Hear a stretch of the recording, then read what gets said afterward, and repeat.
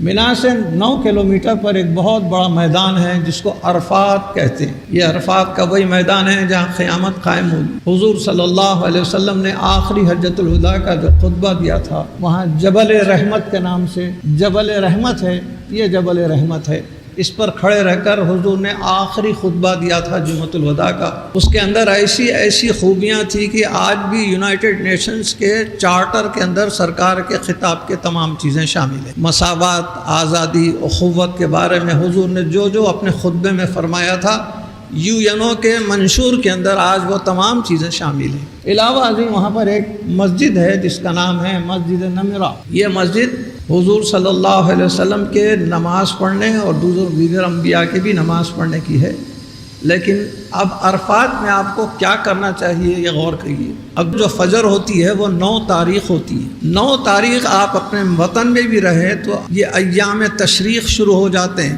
کہ آپ ہر نماز کے فرض نماز کے بعد 3 مرتبہ تکبیر پڑھتے ہیں، اللہ اکبر لا الہ الا اللہ واللہ اکبر اللہ اکبر وللہ الحمد۔ یہ 13 کی اثر تک پڑھتے ہیں ہم اپنے وطن میں، دنیا میں کہیں بھی رہو۔ تو وہاں بھی 9 کی فجر جیسے ہی آئی، فجر کی نماز کے بعد یہ تینوں ایام تشریق ہیں تو 3 مرتبہ تکبیر پڑھیں گے، اس کے بعد لبیک کہیں گے، فجر ہو گئی۔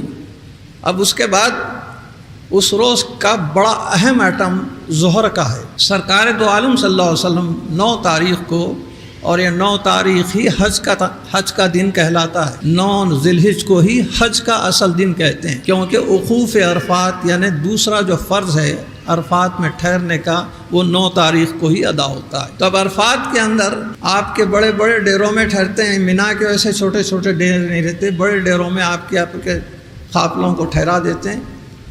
حضور آقا نامدار صلی اللہ علیہ وسلم 9 تاریخ کو یعنی حج کے دن مسجد نمرہ میں ظہر اور عصر دونوں کو 1 اذان اور 2 اقامت سے پڑھے تھے۔ 1 اذان 2 اقامت کا کیا مطلب؟ ظہر اور عصر یہ دونوں نمازوں کو ملا کر ظہر کے وقت پڑھے تھے سرکار۔ اذان ایک ہی وقت دی گئی، پھر اقامت کہہ کر پہلے ظہر کی نماز پڑھے، پھر اقامت کہہ کر عصر کی نماز دونوں ملا کر ظہر کے وقت سرکار پڑھے اور ایک خطبہ دیے تھے۔ یہ مسجد نمرہ میں ہوا تھا۔ اب آج مسئلہ یہ ہے کہ آپ کا مسجد نمرہ میں پہنچنا انتہائی مشکل، دوسرے مسجد نمرہ کی گنجائش اتنی نہیں ہے کہ آپ ان کے اندر رہیں۔ جو مسجد نمرہ میں اندر جاتا ہے وہ بھی ظہر اور عصر ملا کے پڑھ سکتا ہے۔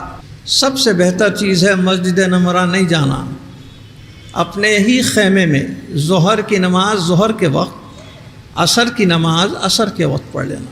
اب یہ حج کا دن ہے، اس روز اللہ تعالیٰ کی رحمتوں کی موسلادھار بارش ہوتی ہے۔ کھڑے رہ کر دعا کرو، رو رو کر دعا کرو، اپنے لیے، اپنے اہل و عیال کے لیے، اپنے وطن کے لیے، اپنے قوم و ملت کے لیے، جس کے لیے دعا کرنا ہے دل کھول کر رو رو کر دعا کیجیے۔ رونا نہیں آیا تو سورت کو روتی جیسی بنا کر دعا کیجیے۔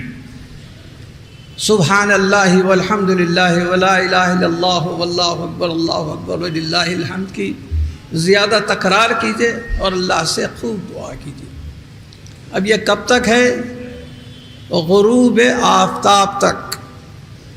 آفتاب جب غروب ہو جاتا ہے جب تک آپ کو عرفات میں ٹھہرنا ہے۔ آفتاب کے غروب ہونے کا انتظار کیجیے۔ آفتاب کے غروب ہونے سے پہلے عرفات سے نکلیں گے تو جرمانہ 1 بکرے کا ہو جائے گا۔ اس لیے جب تک کہ غروب آفتاب نہ ہو عرفات کو ہرگز نہیں چھوڑنا چاہیے۔ لیکن اس روز اب مغرب کی نماز عرفات میں نہیں پڑھنا ہے۔ غروب آفتاب کے بعد مغرب کا وقت ہوتا ہے، مغرب کی نماز عرفات میں نہیں پڑھنا ہے، مگر غروب آفتاب کے بعد وہاں سے چھوڑ کر نکل جانا ہے۔